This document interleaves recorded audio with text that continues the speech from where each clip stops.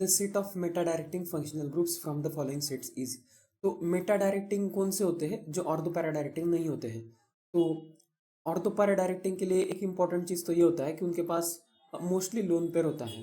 मतलब जिस भी एलिमेंट या ग्रुप के पास लोन पेयर होता है, अगर वो कनेक्टेड है बेंजीन से या फिर एरोमेटिक रिंग से, इस तरह से सिस्टम से, तो ये लोन पेयर जो है उसका रेजोनेंस होता है यहाँ पे। इसकी वजह से फिर ऑर्थो पे और उसके बाद फिर पैरा पे भी निगेटिव चार्ज आ सकता है। इसलिए लोन पेयर की वजह से ऑर्थो पैरा डायरेक्टिंग ग्रुप हो जाता है। तो मेटा डायरेक्टिंग कब होगा? जब लोन पेयर नहीं होगा तभी हो सकता है। तो इसमें अगर हम देखेंगे कि जिसमें लोन पेयर है वो ऑप्शन तो वैसे ही कैंसिल हो जाएंगे। यहाँ पे अमोनिया में NH नाइट्रोजन के पास लोन पेयर होता है, तो ये तो वैसे इसी तरह से डोनेट करके ऑर्थो पैरा डायरेक्टिंग होगा, तो ये मेटा डायरेक्टिंग तो नहीं होगा। इसीलिए एक भी नहीं है तो ये पूरा ऑप्शन ही कैंसिल हो गया। सेकंड ऑप्शन में भी NH2 दिख रहा है, ये तो ऑर्थो पैरा डायरेक्टिंग होगा इस तरह से, ये ऑप्शन भी नहीं होगा इसी तरह से।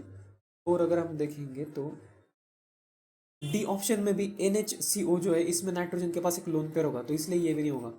सी ऑप्शन में NO2 में नाइट्रोजन है लेकिन इसके पास लोन पेयर नहीं होगा, तो नाइट्रोजन NO2 का स्ट्रक्चर ऐसे होता है, इसमें नाइट्रोजन का कोऑर्डिनेट बॉन्ड बनता है, इसलिए इसके पास लोन पेयर नहीं होता है, तो ये मेटा डायरेक्टिंग हो सकता है। और बाकी सबका भी स्ट्रक्चर देखेंगे तो किसी के पास लोन पेयर नहीं है यहाँ पे, तो ये ऑर्थो पैरा डायरेक्टिंग हो नहीं सकता है, तो ये मेटा डायरेक्टिंग ही होगा। तो इसलिए इस क्वेश्चन का आंसर जो है वो सी ऑप्शन होगा। इसमें सारे के सारे जो है वो मेटा डायरेक्टिंग ग्रुप्स हैं।